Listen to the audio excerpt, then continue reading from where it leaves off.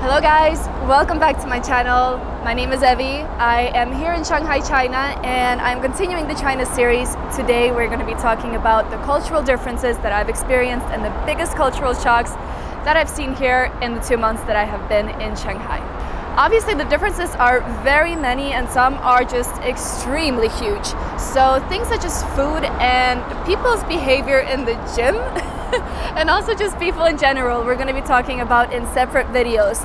This is going to be kind of a connection of the smaller parts that I've been noticing and maybe some things that I thought that you would think are cool, interesting, different, and worthwhile watching. So without further ado, let's get to it.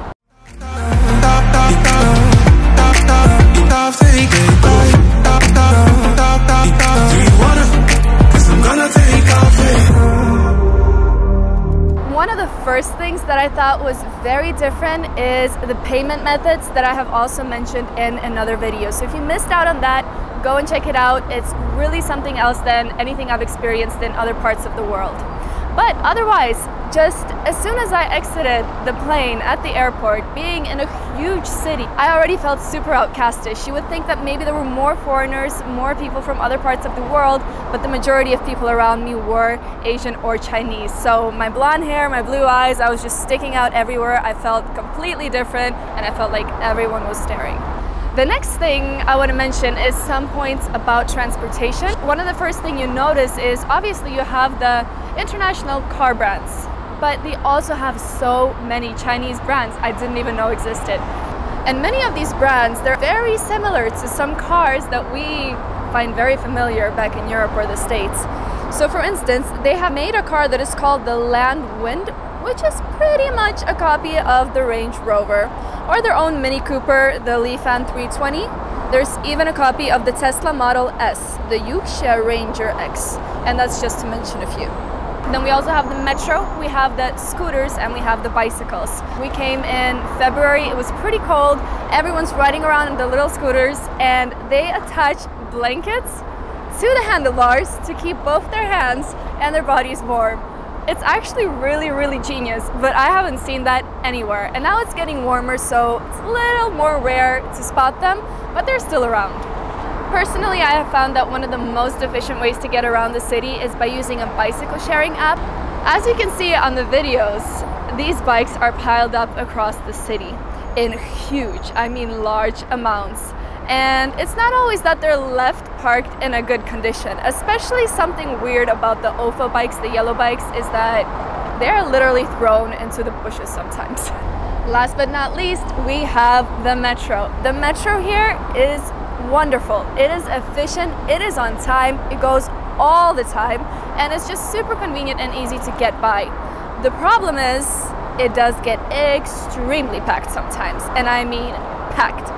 Just like you see, or as I saw on YouTube before coming here, it is no joke. You are like a sardine in a can and you just feel like you're part of this one big human being inside a metro.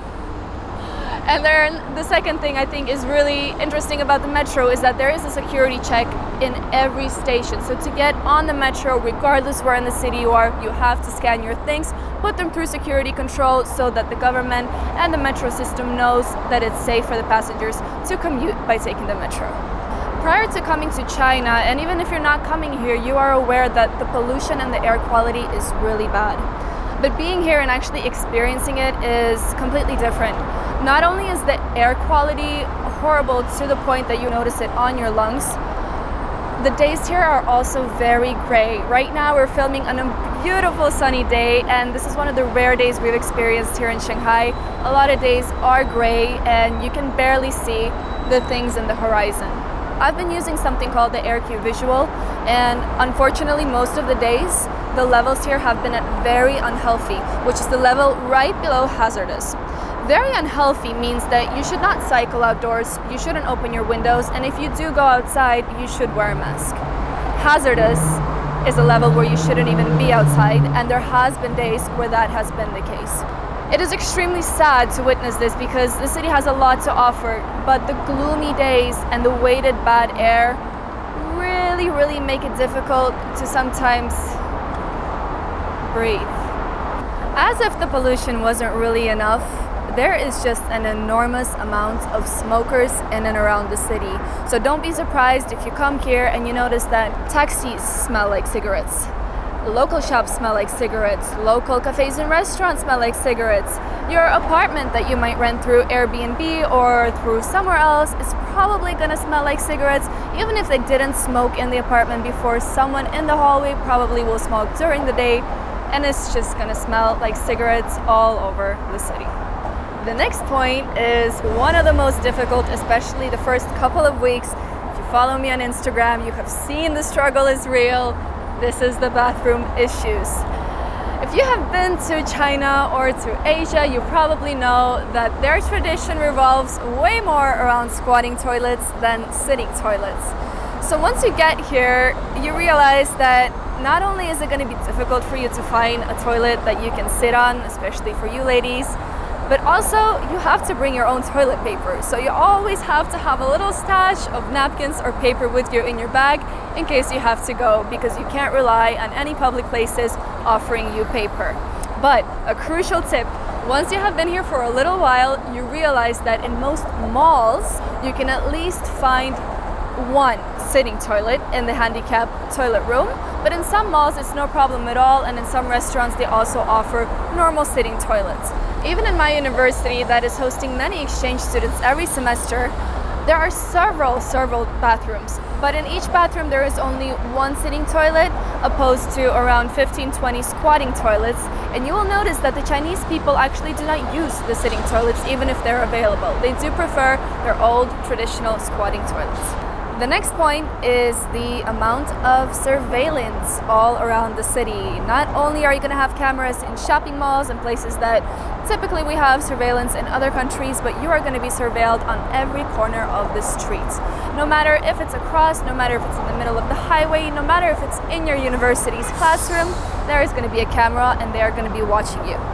Especially in very touristic places like the Bund, where you have the famous Pearl Tower, I was shocked to see the amount of cameras literally stacked on each other pointing in different directions. I mean like 10 different cameras at the same location. And I am probably being watched by several cameras right now. Another super cool thing that you can find in Shanghai and in other cities in China is something called a blind massage. This is basically a massage parlor where blind and also visually impaired people to different degrees work as masseurs.